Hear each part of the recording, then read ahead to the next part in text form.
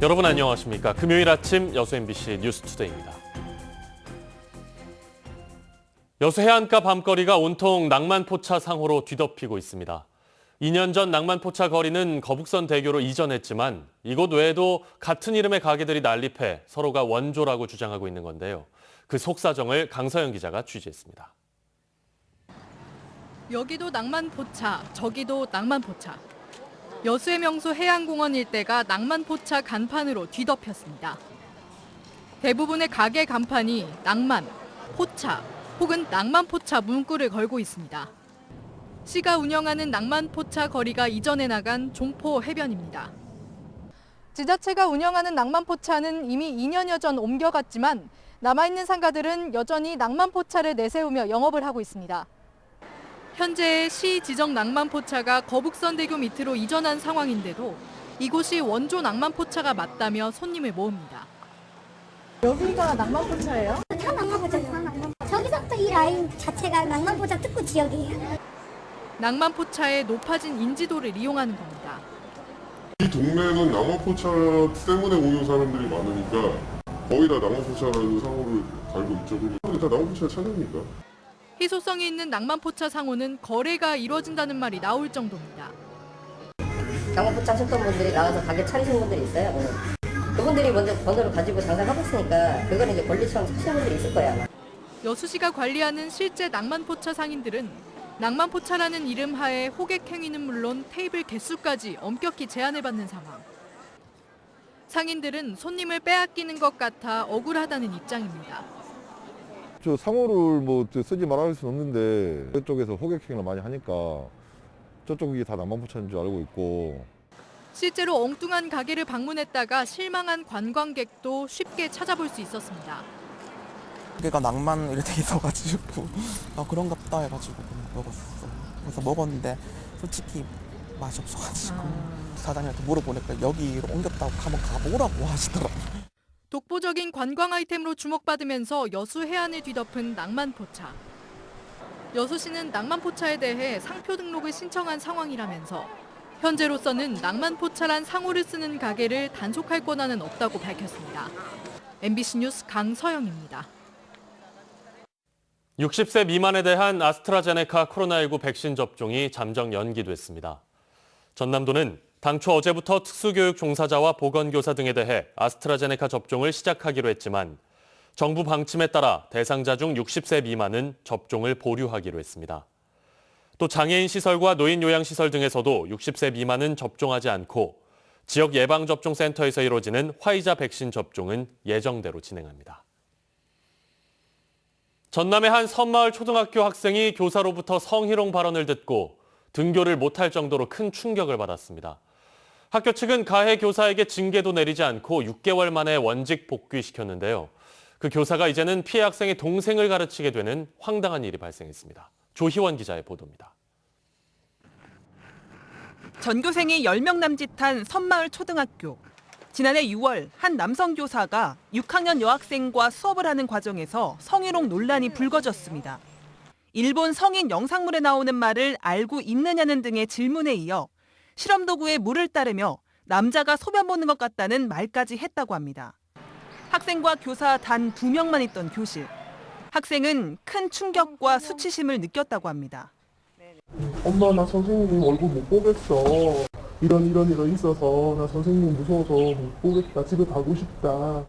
교사는 MBC와의 통화에서 좋지 않은 단어니 만약 알고 있다면 쓰지 말라고 하려던 것이라고 말했습니다. 해명 자체도 수긍하기 어렵지만 더 큰 문제는 학교 측의 사후 대응이었습니다. 알고 보니 해당 교사는 6개월간의 육아휴직을 다녀왔을 뿐 아무 징계도 받지 않았던 겁니다.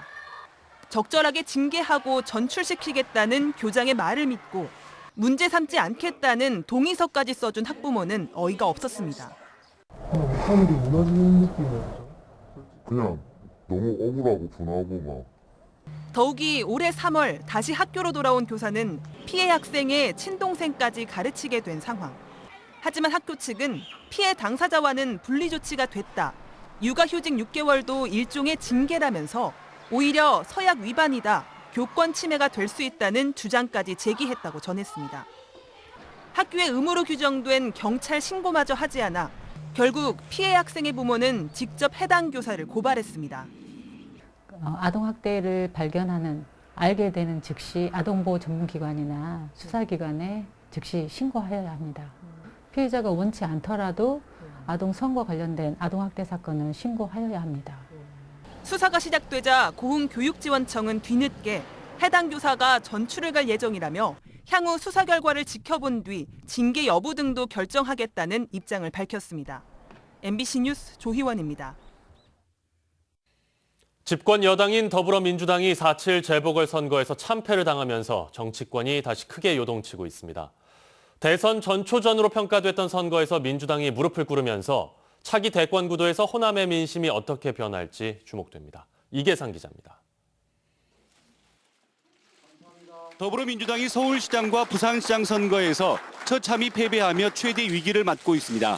당 지도부는 선거 결과에 대한 책임을 지고 총사퇴했고 다음 달 2일로 앞당겨진 전당대회 때까지 민주당은 비상대책위원회 체제로 운영됩니다. 이번 선거에서 싸늘하게 돌아선 민심을 확인한 민주당은 반성과 쇄신을 뒤늦게 다짐했습니다. 민주당 내부의 불철저함을 혁파하는 것으로부터 성찰과 혁신을 시작하겠습니다. 국민들께서 됐다고 할 정도로 당 내부의 공정과 정의의 기준을 높이겠습니다. 내년 대선의 전초전 성격을 띠었던 4.7 재보궐선거에서 초라한 성적표를 받아든 이낙연 선대위원장은 대권 가도에 빨간불이 켜지게 됐습니다. 재보선 승리를 통해 지지율 반등의 기회를 잡으려 했지만 선거 참패에 따른 책임론에서 결코 자유로울 수 없게 됐습니다. 이번 선거 결과를 통해 문재인 정부에 대한 부정적 민심이 드러난 만큼 또 다른 호남 대선 주자인 정세균 총리 역시 녹록지 않은 길을 가게 될 가능성이 커졌습니다. 이 때문에 호남의 민심은 향후 전국 변화에 따라서 당선 가능성이 높은 대권 주자를 중심으로 전략적인 선택을 이어갈 것으로 전망됩니다. 동향 출신, 우리 호남 출신의 대통령 후보가 나오기를 바라는 것은 조금은 이제 사치스러운 상황이 됐기 때문에 훨씬 더 전략적으로 후보 물색에 나서지 않을까 싶습니다. 그동안 호남 동행으로 접촉면을 넓혀온 국민의힘의 향후 행보도 관심사입니다. 김종인 비대위원장의 퇴진 이후에도 호남 동행의 기조가 유지될지 또 얼마나 진정성을 보이느냐에 따라서 호남의 민심이 반응을 할 것으로 보입니다. MBC 뉴스 이계상입니다. 4.7 도의원 보궐선거에서 동부권은 민주당 후보 2명이 모두 당선됐는데요. 그 결과를 다시 한번 알려드립니다. 4.7 도의원 보궐선거 개표 결과 순천시 제1선거구 더불어민주당 한춘옥 후보가 64%의 득표율로 당선됐습니다. 고흥군 제2선거구는 더불어민주당 박선준 후보가 53%의 득표율로 당선됐습니다. 이번 4.7 보궐선거의 최종 투표율은 순천시 제1선거구 26.3%, 고흥군 제2선거구 55.7%였습니다. 전남선거관리위원회 선거여론조사심의위원회가 4.7 보궐선거와 관련한 여론조사 결과를 왜곡 공표한 혐의로 후보자 A씨를 검찰에 고발했습니다. 후보자 A씨는 지난 1일 자신의 선거사무소에서 가진 상대 후보자 사퇴 촉구 기자회견에서 지지율을 묻는 기자의 질문에 허위의 여론조사 결과를 공표한 혐의를 받고 있습니다. 전남 도립국악단 창단 이래 처음으로 단원이 해고당하는 일이 발생했습니다. 그런데 이 과정에서 카카오톡으로 해고를 통보하고 구제 조건으로 반성 서약서까지 요구한 것으로 드러나 파문이 일고 있습니다. 양현승 기자입니다. 2005년부터 전남 도립국악단에서 판소리를 했던 A씨. 지난달 30일 전라남도 측으로부터 카카오톡 메시지를 받았습니다. 제 위촉 대상에서 제외한다는 해고 통보였습니다. 너무 상식이 없는 거죠. 우리가 이쪽 해촉은 도의사님이 다 하시는 걸로 알고 있습니다. 근데 이거 도의사 직인도 없는 문화재단 통보로만. 전라남도가 내세운 해촉 근거는 낮은 근무평정 점수. 수우미양가 5개 평가 등급 가운데 2년 연속 최저 수준인 가등급을 받아 규정대로 했다는 겁니다. 문제는 평가 방식. 2019년 노조 설립 과정에 참여해 실기평가를 거부한 동료 28명과 함께 가등급을 받았던 A씨. 지난해에는 우등급에 해당하는 평점 85.1점을 받았지만 창학부 단원 20여 명 중 가장 낮은 점수여서 또다시 가등급을 받았습니다. 대부분의 다른 시도 예술단체와는 달리 절대평가 대신 상대평가를 적용하고 유난히 높은 비중의 예술감독 평가 점수가 영향을 끼쳤다는 겁니다. 상대평가이기 때문에, 그리고 예술감독 점수가 0점부터 20점까지 줄 수 있기 때문에 예술감독의 말을 잘 들을 수밖에 없다는 생각을 가질 수밖에 없어요. 뿐만 아닙니다. 전라남도는 A씨에게 다시 일할 수 있게 해주겠다며 규정에도 없는 서약서를 요구했습니다. 노조 활동을 반성하고 잘못을 인정하라는 내용이었습니다. 전라남도는 구제를 위한 최소한의 증빙이 필요한 상태에서 단원들의 자발적인 제안이 서약서 작성이었다고 설명했습니다.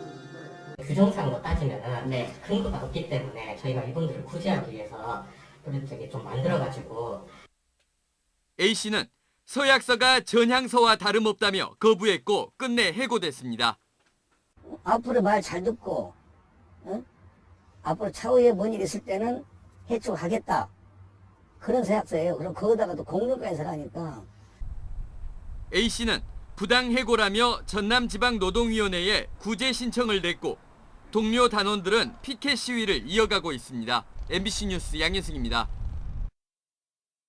전라남도가 여수산단 주변 지역의 악취와 대기오염 등 환경오염 사고에 신속하게 대응하기 위해 유해대기 측정 시스템을 운영합니다.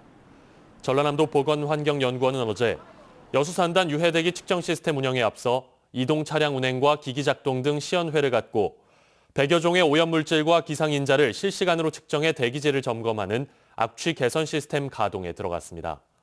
이번에 도입된 시스템은 고성능 유해대기 측정 장비를 탑재한 차량과 드론을 활용해 실시간 현장 환경을 감시하는 시설로 국비를 포함해 약 10억 원이 투입됐습니다. 여수을 김회재 의원이 공공기관 이전 시 지역 낙후도 등을 반영하는 내용의 국가균형발전특별법 개정안을 대표 발의했습니다. 해당 개정안은 정부가 공공기관의 지방 이전을 추진할 경우 권역별 공공기관 개수와 지역 낙후도, 인구 감소율 등을 고려해 이전 지역을 결정하도록 하는 내용을 담고 있습니다. 한편 지난해 기준 호남권에 있는 공공기관은 29곳으로 전체의 8%에 불과합니다.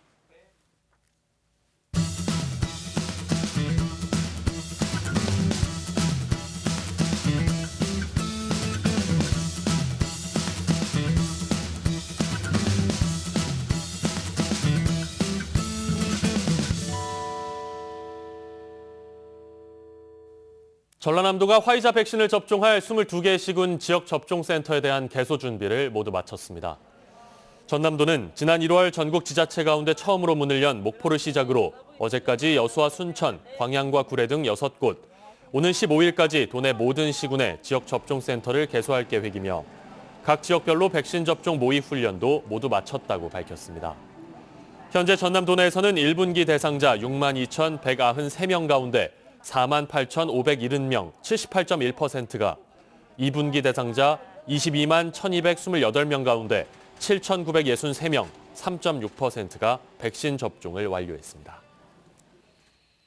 광양시가 코로나19로 어려움을 겪는 농가에 100만 원 상당의 바우처를 지원합니다.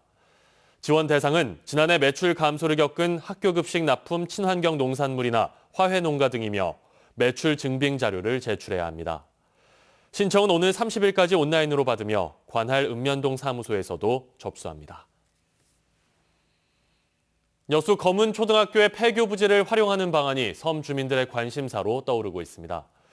전라남도 교육청은 최근 검은초등학교와 검은초 서도 분교장, 동도 분교장, 덕촌 분교장 4곳을 통폐합해 검은초등학교를 새롭게 개교했습니다. 교육청은 통폐합으로 폐교가 된 3개 학교 부지를 지역에 환원하는 차원에서 역사관이나 주민생활체육시설, 관광시설 등으로 재개발하는 방안을 고심하고 있습니다. 소남 정약전의 자산어부 지필지인 신안군 흑산도 인근 영산도 해변에 숭어떼가 몰려들면서 장관을 연출하고 있습니다. 영산도 주민들은 몰려드는 숭어를 해변에서 그물을 던져 잡는데 한 번 던질 때마다 수십 마리씩 잡아내고 있는데요. 주민들은 올 들어 처음으로 이달부터 숭어떼가 영산도 해변에 몰리고 있다며 즐거워하고 있습니다. 지난주 개막한 제13회 광주 비엔날레 관람객들의 발길이 이어지고 있으며 해외 언론에서도 호평을 얻고 있습니다. 광주 비엔날레 재단은 전시 개막 이후 일주일 동안 16,000여 명의 관람객들이 전시장을 찾아 거리두기 수칙을 준수하며 해설 어플과 가이드북을 활용해 작품을 관람했다고 밝혔습니다. 또 뉴욕타임스의 제13회 광주 비엔날레 작품과 참여 작가들의 인터뷰가 소개되는 등 해외 언론의 주목도 받고 있습니다.